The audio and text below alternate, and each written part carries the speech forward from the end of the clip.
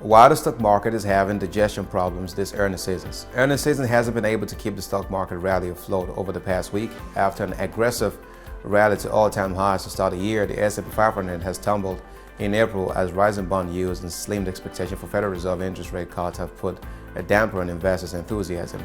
And given the significant rise in share price of some of the market rallies or darlings, even strong earnings aren't moving the needle for stocks. The broader market is having digestion problem in and around this earnings season. Julian Manuel, who leads Evercore's ISI's equity, derivatives, and quantitative strategy, told Yahoo Finance.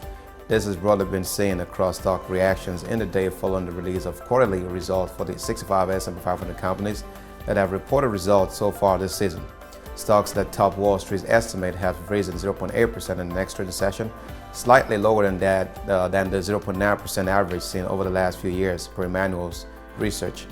Meanwhile, companies that disappoint on both metrics are taking a bigger hit than normal, with the average stock falling 5.8% in the next trading action compared to the annual 3.1% decline seen over the past 5 years. Given this extended valuation in the S&P 500, even good news may not be good news, particularly in these names that have run as far as they have, Emmanuel said.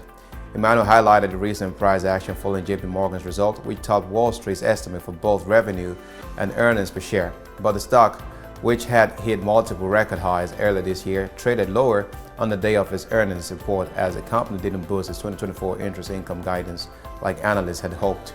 Citi U.S. equity strategist Scott Cornett echoed Emmanuel's sentiment following the price actions. Markets have priced in a higher probability of the Goldilocks scenario playing out this year, introducing more downside risks, good but not good enough news. Cornett rolled in the note to clients on the day JP Morgan reported earnings. Now, while very early, the first quarter report from the bank highlighted this risk of guidance falling short of lofty implied growth expectations, even as the overall fundamental picture remains healthy. A similar narrative played out Friday after Netflix topped Wall Street's earnings and revenue estimate, flexing earnings per share growth of more than 83% from the year prior. But investors appeared hung up on revenue guidance for the second quarter, which came in at $9.49 billion instead of $9.51 billion, among other factors. The stock, which had rallied more than 150% in the past 18 months, sold off more than 8% on Friday. Evercore ISI analyst top reason the stock traded lower after the report was simply expectations were high and this wasn't a beat and raise guidance quarter. This backdrop comes as one of the busiest weeks of S&P 500 financial release in the quarter is set to greet investors. Now, Meta, Microsoft, and Alphabet will headline the week of earnings result. All three face stiff comparisons.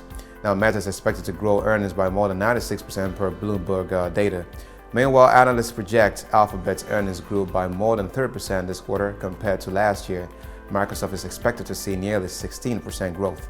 All three are part of the top 10 stocks in the S&P 500 by market cap, which Goldman Sachs noted on April 5 are expected to drive earnings growth for the index this quarter.